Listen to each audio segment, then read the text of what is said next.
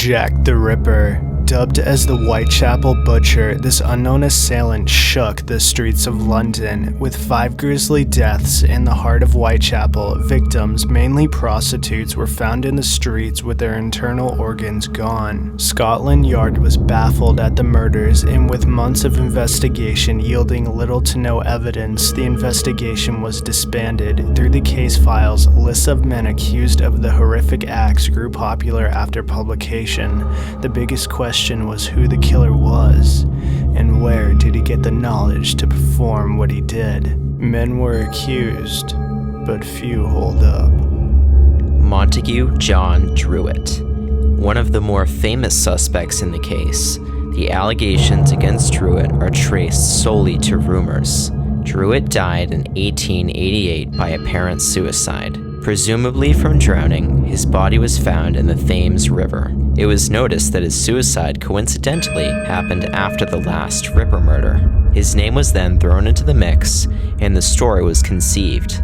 Druitt also had no training in surgical practices. All the victims were dismembered and cut open by someone with medical training. There is no evidence to suggest Druitt was the murderer, but everyone wanted the Ripper to be dead. George Chapman. George Chapman, convicted and hanged in 1903 for the poisoning of his 3 wives in the late 1800s, Chapman is a good suspect in the Ripper case. Chapman was born in Poland in 1865 and at the age of 14 enrolled as an apprentice surgeon. He attended a course in practical surgery at Warsaw Praga Hospital in Poland. He worked at the hospital from 1886 to 1888 when he moved to Whitechapel, London. He went into a cycle of taking on wives, mistresses, often marrying them and then killing them for inheritance. But this was in the late 1890s, not long after the end of the Ripper murders. He was arrested in 1902 and was highly speculated as the perpetrator of the murders. Scotland Yard detectives were noted as overjoyed and fully convinced that they had the Ripper. But did they? Chapman's second wife was interviewed and she stated that while living in Whitechapel, London, Chapman would sometimes go out in the late hours of the night in the time the Ripper case was in its height. Other than small blimps of information in his conviction of the multiple murders, there wasn't much evidence to convict him of the Ripper case. Chapman was executed a year later. James Maybrick. James Maybrick was a cotton merchant who died in 1889.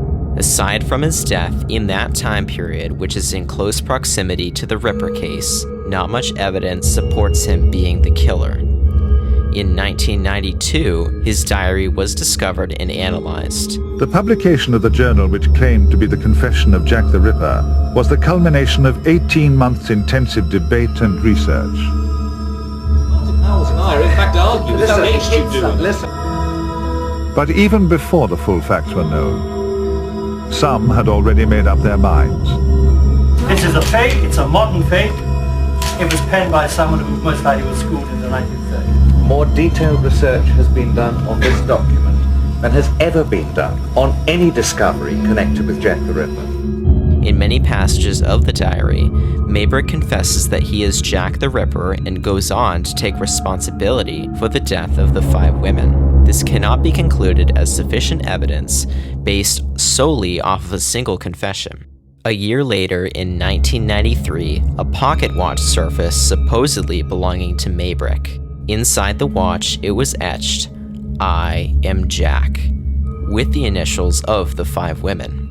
The watch was indeed one from that time period, but it is somewhat difficult to determine the authenticity. No other evidence supports him as the killer. Thomas Neal Cream, the Lambeth poisoner, convicted of 4 murders and hanged in 1892, Cream was a suspect that fit the twisted mind of the Ripper.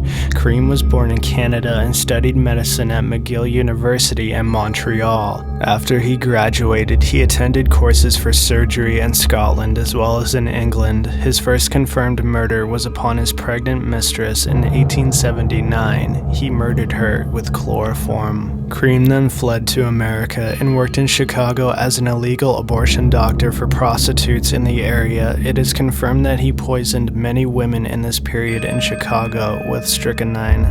He was arrested and convicted of an attempted poisoning and was given a life sentence. His brother was able to bribe the judge and Cream was released after 10 years.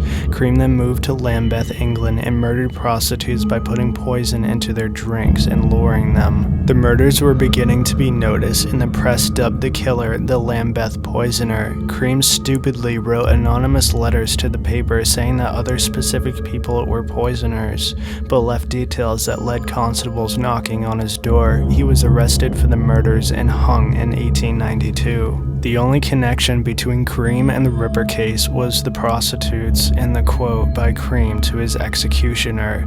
He confessed to him that he was Jack the Ripper and was responsible for all 5 murders. The quote, "I am Jack," was spread by word of mouth, but nothing came of it in the Ripper case. Although the murders were never solved and to this day remain cold, we may never know the true identity of the Whitechapel Butcher, the Leather Apron, Jack the Ripper. If you enjoyed this video, be sure to hit the subscribe button and hit the bell beside it and select the box. That way you'll be notified for any new videos. Also be sure to check out other documentaries and lists on our channel if you're looking for some more horror. Rodan horror.